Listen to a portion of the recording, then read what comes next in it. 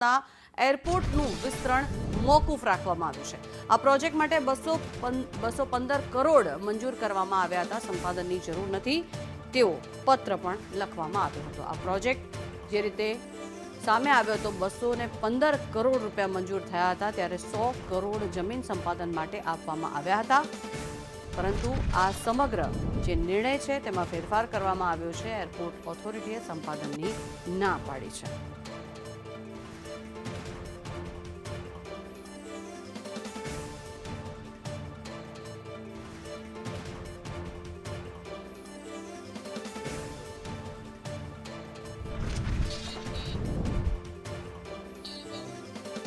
Airport ઓથોરિટીએ સંપાદન માટે સ્પષ્ટ ઇનકાર કરી દીધો છે।